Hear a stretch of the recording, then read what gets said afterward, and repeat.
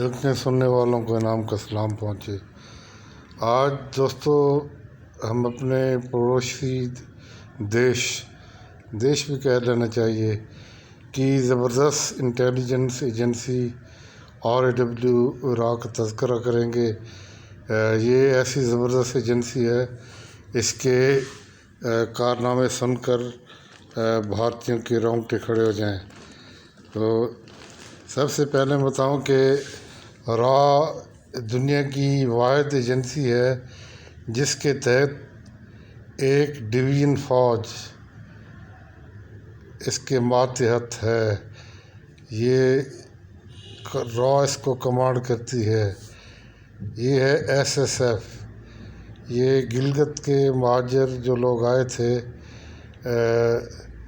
ان پر مشتمل ہے یہ فوج، اور یہ صرف را کے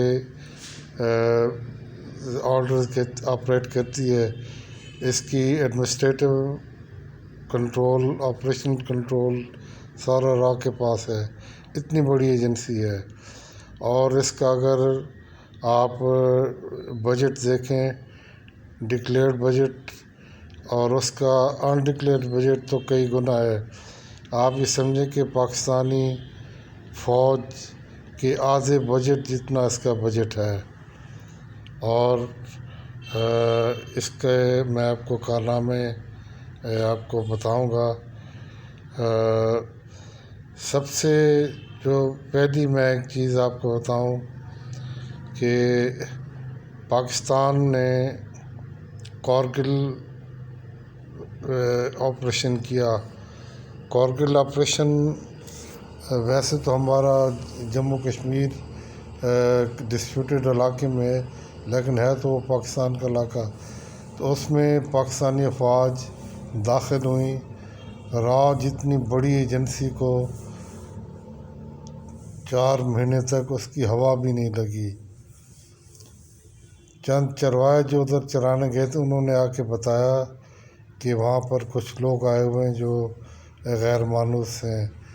اس طریقے سے یہ اطلاع بھارتی اداروں کو پہنچی، اور اس وقت تک پاکستان اپنی پوزیشن بنا چکا تھا۔ اگر نواز شریف اس سلسلے میں بزدلی کہوں گا، غداری تو نہیں کہوں گا، اب عہدے سے ہٹ گیا ہے، نہ کرتا تو 1998 میں ہی یہ سیاچن، لداخ اور کشمیر یہ علیحدہ ہو چکے ہوتے۔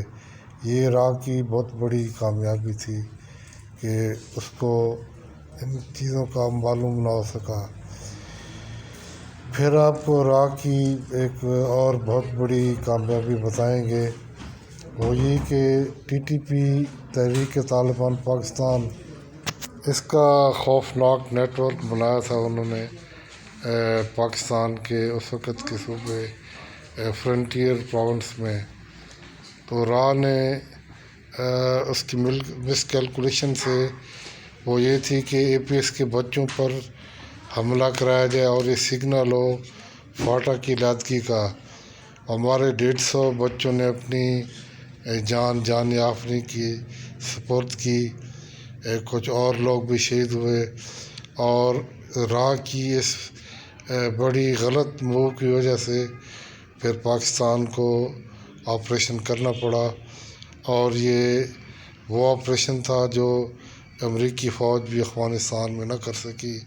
تو اس را کے اس بہت بڑے خوفناک ڈھانچے کو ڈسمینٹل کیا گیا، اس کے حصے بکھرے کیے گئے۔ اس کے بعد بلوچستان میں بھی را کا جال بہت خوبصورت خطرناک جال تھا جو ایران سے آپریٹ ہوتا تھا، اور اس کو بھی کلبھوشن کی شکل میں را نے ہمیں ایک تحفہ دیا۔ یہ را کی بہت بڑی کامیابی تھی۔ اور تیسری جو سب سے بڑی کامیابی را کی وہ تھی کراچی کے متعلق، ان کے MQM الطاف، یہ گروپ، اس کی اتنی گھنا جال تھا اتنے نیٹ سے کہ میں وہ پرانی بات یاد کروں تو مجھے خوف آتا ہے کہ یہ کراچی اب ہمارے ہاتھ سے گیا۔ پھر راہ نے الطاف حسین کے ذریعے پاکستان مرد آباد کا نعرہ لگوایا، اور یہ نعرہ تھا کراچی سے علیحدگی کی ابتدا۔ ان کو یہ معلوم نہیں تھا کہ یہاں پر ISI بھی رہتی ہے، جن کے پاس ایک ایک بندے کی، ایک ایک جگہ کی، ایک ایک چیز کی انفارمیشن تھی۔ تو اس اعلان کے بعد دشمن اپنی سر بھی نہیں کھجا سکا، اور یہ برڈ نکلنے سے پہلے ہی مسل دی گئی۔ یہ بڑا خوفناک جال تھا، جناپور کے نام سے یہ علیحدہ ہونا تھا۔ یہ راہ کی تیسری بڑی زبردست کامیابی تھی۔ تو ابھی ان کی کامیابی کی تاریخ بہت لمبی ہے۔ ابھی ہم آپ کو موجودہ اور باتیں بتاتے ہیں۔ لداخ میں گالوان میں جب چینیوں نے قبضہ کیا تو را کو نیند میں بھی، خواب میں بھی ایسی چیز نظر نہ آئی۔ جب چینیوں نے اپنی پوزیشن مستحکم کر لی تو پھر را کو وہ بھی کسی اور ذریعے سے، جو لداخی تھے، ان کے ایک سابق ممبر نے اطلاع کی کہ یہاں پر تو چینی آ گئے ہیں۔ یہ ہمارے را کی بہت بڑی کامیابی ہے۔ اور اس کے بعد آپ کو سری لنکا کی تاریخ دیکھیں۔ سری لنکا میں را نے جو سری لنکن کے خلاف جال بچھایا تھا تاملوں کے ذریعے، وہ بھی انہی کی غلطی کی وجہ سے اس کے گلے پڑا، اور پھر ان کے اپنے آدمی بھی تامل باغیوں کے خودکش حملوں میں مارے گئے۔ تو دوستوں، میرے خیال میں را کی بہت بڑی کامیابیوں کی یہ قسط یہیں پر رہنے دینی چاہیے۔ ابھی آج کی بات ہے کہ اروناچل پردیش میں 26 جگہوں پر انہوں نے بھارتی علاقے میں داخل ہو کر بستیاں بسائی ہیں، اور 600 جگہوں پر انہوں نے گاؤں آباد کیے ہیں اروناچل میں۔ اور RAW را، اس بیچاری کا کیا لینا دینا انٹیلیجنس معلومات میں؟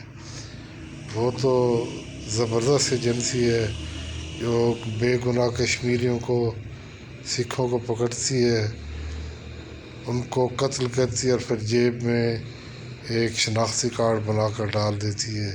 یہ پاکستانی دہشت گرد تھے۔ تو یہ اس ایجنسی کے لیے تو یہ بہت بڑے کارنامے ہیں۔